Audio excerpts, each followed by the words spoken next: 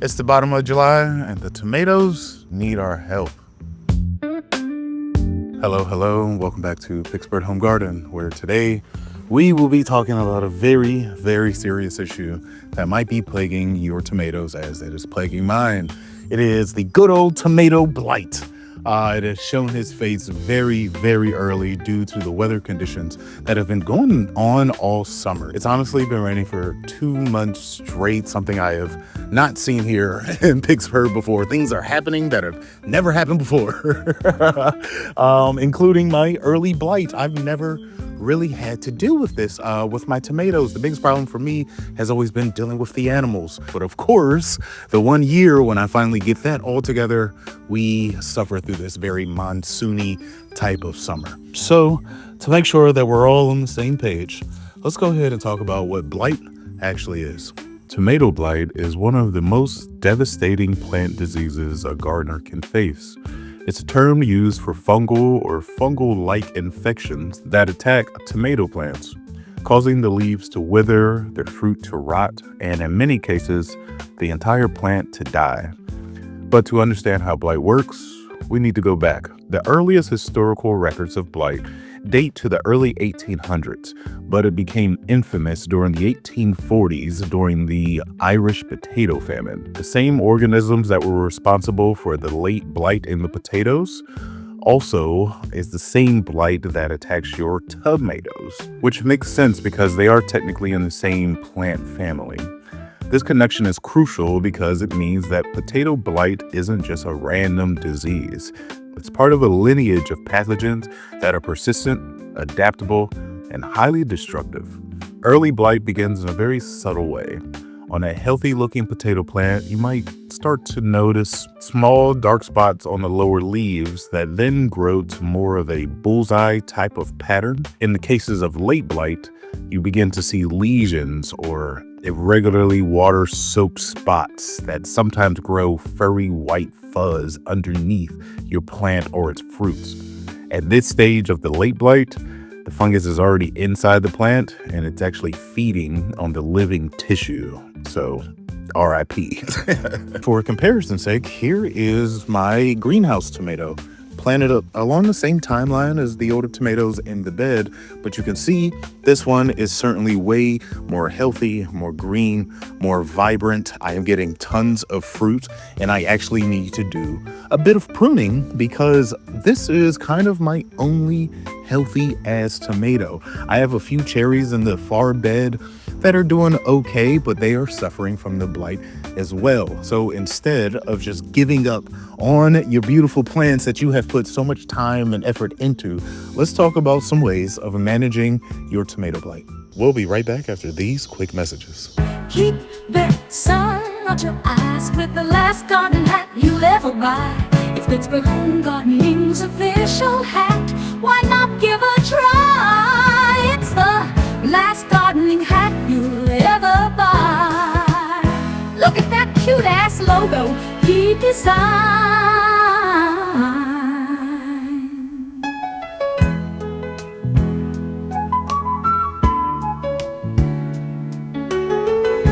So for those who have never had to deal with blight, number one, congratulations. Number two, you might be surprised to know that a blight actually doesn't affect your fruit at all. Even though this stem is completely stripped of any type of healthy foliage, the fruits on here are actually very healthy.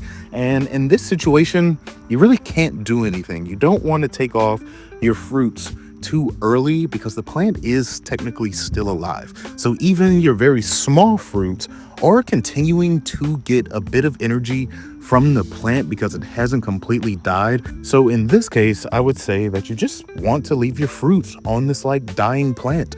It's a, very sad thing to see day after day because any new foliage that comes on for the first day or two, you think it's very healthy. Then you start to see the little spots that are associated with the blight on the very small new leaves. And you just kind of have to say a prayer for this plant and grab your fruit when you can. Now, if they start to ripen, Of course, you could take them off and ripen them up inside, but for your very small ones, like I said, you might want to leave these on the plant until the plant actually fully dies out.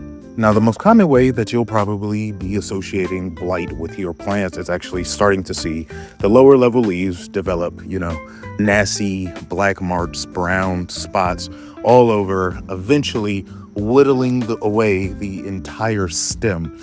So in this case, because blight starts at the bottom, usually, you can try to race against time. Basically, you can go through your plants that still have a pretty healthy top. You can go through and seriously prune the entire bottom. Just take everything off and really hope that the top of the plant won't suffer too much, or it won't suffer fast enough to where new growth can't outcompete it, kind of. With this plant, it is a 50-50 chance that it will grow tall and strong like it's supposed to, because the bottom has been absolutely wrecked. But the top of the plant, I don't see any spots right now, and the rain forecast around here in Pittsburgh has actually slowed down a bit. So with a little bit of luck, this plant actually might become super healthy. But compare that plant to the one right next to it, to where the very top leaves are decimated. The best thing that you can do for this plant and for yourself, your mental well-being, is actually just take it out of the ground. This plant is never going to do well. And I'm sad to report that I'm going to have to do that for a number of tomatoes in here, because the very tops of them are infected, and I just know there's no chance of the health, returning in a way that would be viable, because, we are running on a time schedule. Summer is not endless for a lot of us up here on the East Coast. One other thing that you can do is, if your plant, bottom is kind of decimated and you still are looking forward to actually saving the top, go ahead and just cut it off. Do the hurtful thing and cut it off. And once you do, you want to put this in water once you get rid of the majority of the stems. There is really no reason to keep any type of infected material on here, number one, because what your plant now has to do is restart. These are mature plants, so they are going to throw out, new roots very fast, because these plants want to survive. For anybody out there who is deciding to do the prune method and not, try to beat time out on their plant, I have a strategy that I'm employing this year that I think is going to help greatly. Because usually when you are taking, your cuts, you are really kind of sizing them down. It's very rare that people are taking entire pruned stems and then planting those in. But that is exactly what I think you should be doing if you decide to take your suckers and plant them out, because you're dealing with some type of early blight, because we are on a time schedule. So usually, if you're taking a sucker like this, you will probably cut it about right here-ish, to where it's maybe about 6-7 inches tall. You put it in some water and then let that baby grow. But because it is the middle of July, I am saying take the entire stem.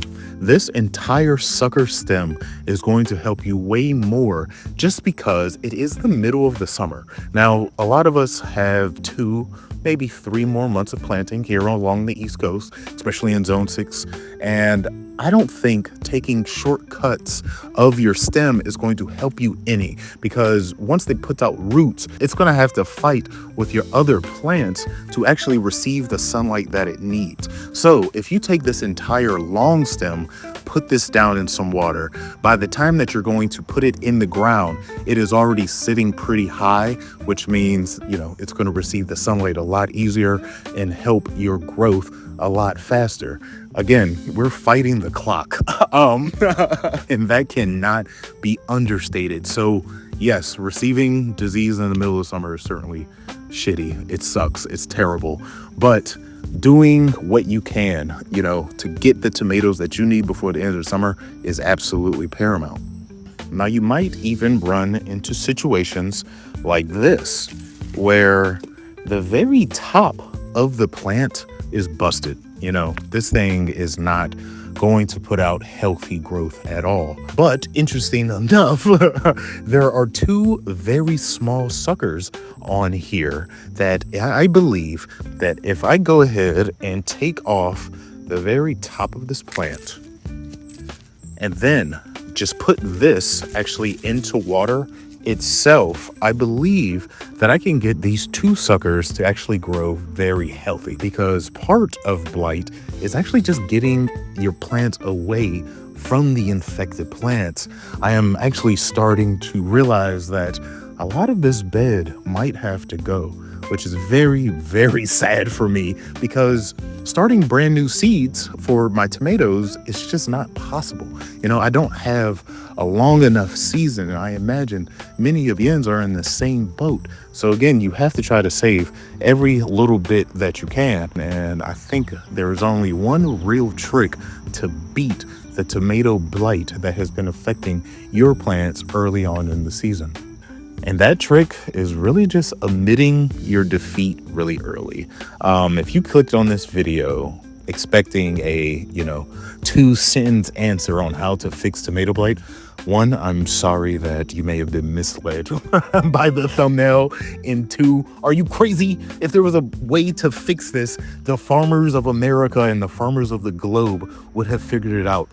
Famines would have been avoided because you could just fix blight. All you could do is really manage it. And the best way that you can manage is actually just kind of replace. Hopefully you have enough tomatoes around to where you can catch the very healthy sucker that is somewhere. Hopefully you have tomato plants that have yet to be put in the ground that maybe you just pot up and keep, away a little bit longer before you put in that affected soil so they can grow stronger. The best thing that I can personally do is take a very healthy tomato plant like I have in my greenhouse and chop off the longest suckers I can possibly get. Now, this was just starting to put out fruit. It's pretty sad, but when you're gonna do this, you're gonna take off these leaves, take off any little tiny fruit, and you're gonna put this big ass stem in the place of all your infected plants, because this, is basically a mature plant already. Again, hopefully the forecast in your area that has caused the blight changes. It's going to change here pretty soon. And all we can do is just keep fighting. You have to keep fighting. We have been waiting all spring, all winter for these moments, and you can't just give up. So go ahead, take your big suckers and put those in water, and honestly just prepare for a very fruitful second half of the summer, because you have to. The tomato is such an amazing plant because this thing will actually put out roots all along its stem because it just wants to live. Tomatoes are some of the hardest fighting plants that we have. And I believe that if your plant is fighting to survive, you should fight to help it. But now I have taken my very infected cuttings and put them in their own jug of water. I'm going to put these far away from my very, very healthy cuttings because I don't want any type of mixture between that. I don't even want the possibility of blight kind of jumping plants because these are kind of my last hope. If you have to nuke your bed because there is tons of blight, just know that there is enough time to kind of start over, especially if you're starting with very tall, semi-mature plants. It doesn't mean that you're a bad gardener. It doesn't mean that you did something wrong. It is terrible weather conditions for the plant. We have done nothing wrong, but we are trying our best.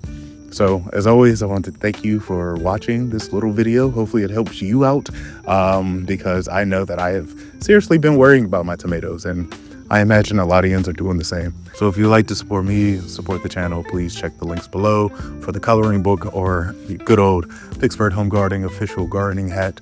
I will see you very soon. And until then, I'll be here gardening.